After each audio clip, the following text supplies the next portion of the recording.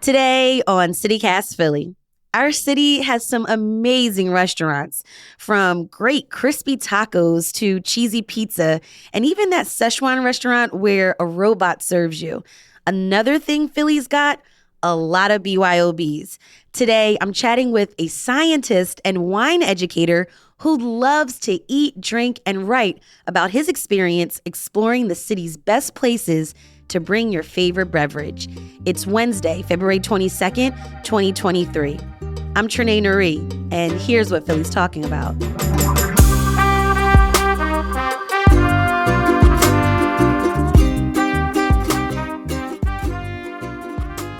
Arindam Basu, you're an educator at Wine and Spirit Education Trust, which teaches and qualifies folks into wine and spirits professions.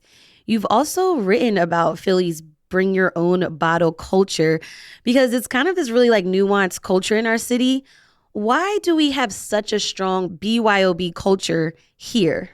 Well, it goes back to prohibition and the liquor laws of the state and how they are designed. So essentially, it's expensive and it's hard to get a license in the Philadelphia County because the number of licenses already there, and there is a limitation as to how many people are in the county should be served with. So all the rules and bureaucratic laws and regulations basically makes it really, really hard for a small business owner or a mom and pop eating place who wants to cook and serve food to come up with a liquor license. Do we know how many BYOBs are in the city? I would roughly guesstimate, just in the city of Philly, probably 300. And a lot are Italian restaurants, small mom and pop, family owned, family served, and amazing food, amazing food. Arindam, I have to mention you're also a scientist in the area of molecular biology. So when did you fall in love with wine and spirits? When I came here, that was the first time I actually tried wine. And I bought a 6-pack from the wine and spirit store right in West Philly. And the first couple of 6-packs, I hated it. And I dumped it. And then a few weeks later, I'm like, okay, that's done with white. Let's move to red. And I was able to I think I had a bottle and a half over a few days. And then I'm like, yeah, still, this is gross. So that was 2006, August, September, literally a month and a half after I came to this country. Where'd you come from? From India. So I finished my PhD and then came to Penn to do a postdoc. And then in 2010-11 was when I kind of got into wine, in the sense, drinking a little more with the background knowledge. And then in 2016 was when I started a meetup group, which is still in vogue, and with my friend. And the idea was not to go to a bar and get hammered, but do a more classier way. Tasting thing.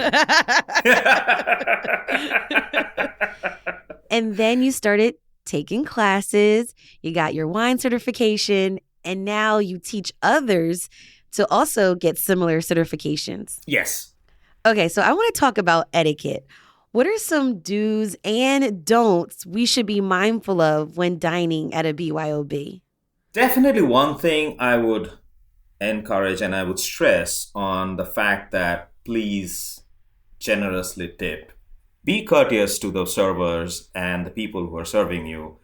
And try not to just hang out there just because.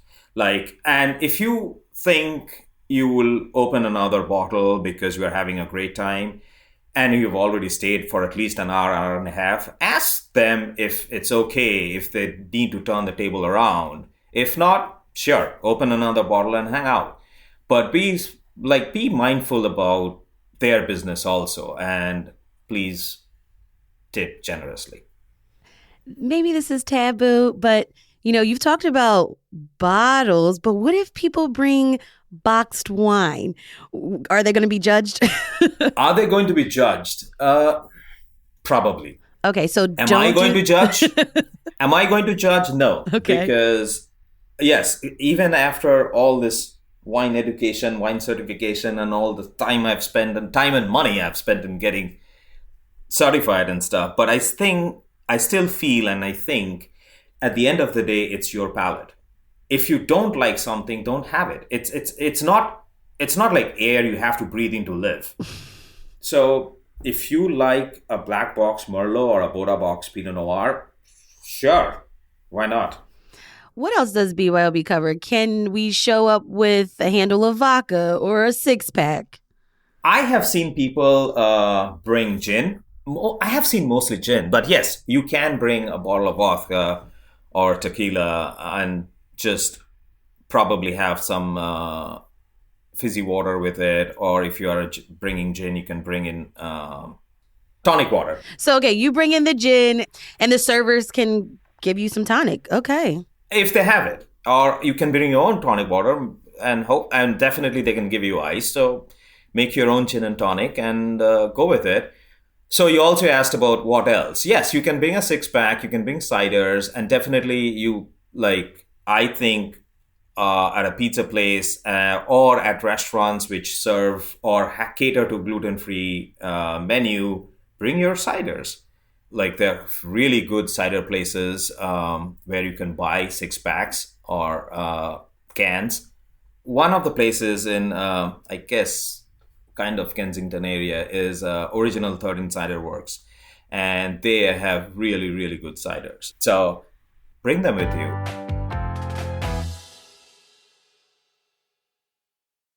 What's your favorite locally made drink to bring to a BYOB restaurant?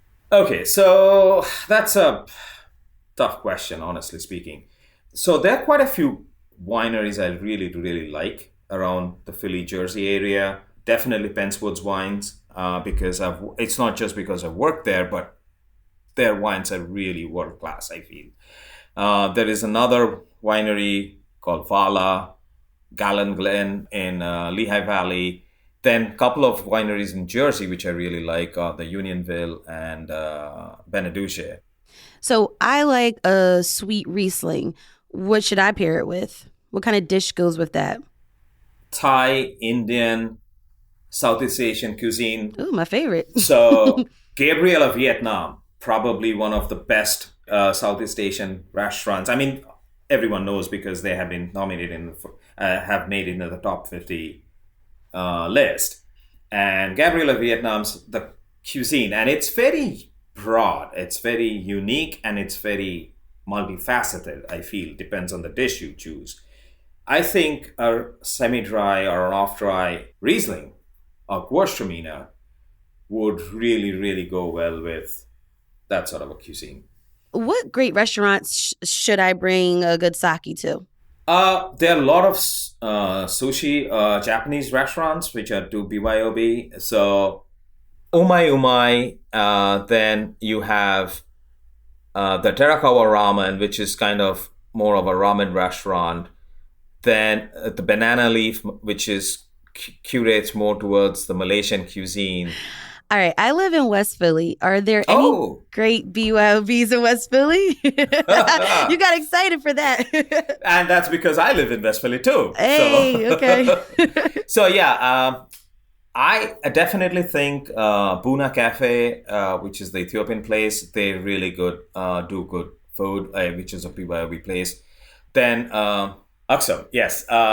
It's a Mediterranean place. They do awesome brunch. Actually, their brunch is better than their dinner. So, yeah, these are the two, I think, really good places which come to my mind. Okay, and I feel like since we're talking about brunch is a really important weekly meal here in Philly. If I'm looking for a place to bring maybe a good bottle of Prosecco for some mimosas, where can I go? Mabu Kitchen. It's on like 12th and 13th of Pine. So that's a couple who have moved down from Canada. They do a brunch and they do amazing brunch. One of the best places probably to go for brunch in Philly. And apart from that, there is a tea service which Elwood does, which is another hands down favorite place of mine. And yeah, you can bring your Prosecco and make mimosas at any of the restaurants which do brunch. The BYOB restaurant. So That's good. Where can I go for maybe a higher price point? Yeah, so few of the higher price point or high end restaurants, as we call it, are like the June, which is across the river in Collinswood. It's a French cuisine based restaurant, and they were in South Philly and they moved to Collinswood. Then Elwood is one of my hands down favorite restaurants of all times, and they are, I would say they're not high end, but like a mid tier. But also Elwood does family style food. Oh, and the cuisine is Pennsylvania Dutch. So it's a little meat heavy. But they last few weeks back, I went there and I had the fish, which was phenomenal. Good to know. Yeah, and so I think if you, at Elwood, if you go in a group of 4 to 6 or 8, I think you can try a lot of different food, and that also brings down the price. So Do you have a favorite that's maybe on the lower price point? the lower price point, I would definitely say most of the Italian BYOBs, I think, are really, really reasonably priced. Mabu, I thought, was really reasonably priced too, Mabu Kitchen. Sometimes when I think of BYOB, I also think of a big birthday dinner with friends. Where can I go with a large group? We had our diploma students and instructors dinner at Aroma on the 3rd.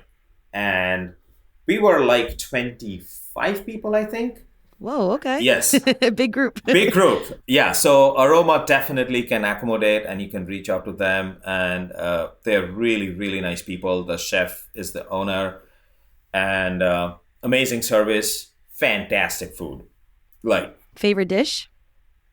all their pastas, man. Like every single one of them are like, even the pasta alla vodka was like phenomenal. Like I have been there like 3 times, I think, at this point. Given that I have 300 BYOBs to go to. Arindam Basu, food writer, BYOB, and wine expert. Thanks for all these recommendations and for joining me on CityCast Philly. Absolutely. Thanks for having me. It was an amazing pleasure. Thank you so much. And here's what else Philly's talking about. The School District of Philadelphia is expanding its Safe Path program. According to WHYY, this is the program that places adults on school campuses during dismissal time as a way to make sure conflicts between students don't become serious problems. You might see them wear blue vests. Safe Path began in the fall at 6 high schools, and now the school board approved plans to add 12 more schools over the next 2 years. The 2023 Philadelphia Walk of Fame inductees were announced this week. They include actor Leslie Odom Jr., music duo The Bacon Brothers, former Governor Ed Rendell, and radio personality Patty Jackson, among others. According to Philly Voice, the Philadelphia Alliance, which paused operations since 2019, will also honor songwriters Kenny Gamble, Leon Huff, and Tom Bell for their 1974 theme song to Soul Train. The ceremony happens on the Avenue of the Arts, April 20th. Hey, y'all. Here is the CityCast Philly tip of the day. If you need smoke alarms, call 311.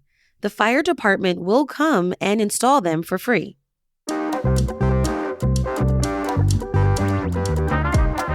That's all for today here on CityCast Philly. If you enjoyed this episode with all of these recommendations on the best BYOBs in the city, share with your friends so y'all can make plans for the weekend. And don't forget to hit that subscribe button. Be sure to sign up for our morning newsletter too. It's called Hey Philly. We'll be back tomorrow morning with more news from around the city. Bye.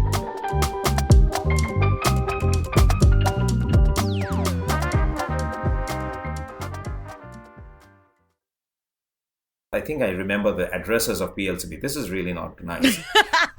Or maybe But it you're is. an expert, so it makes sense. I'm not judging you in any way. I'm literally going around the city mentioning the PLCB store. That's great. That's awesome.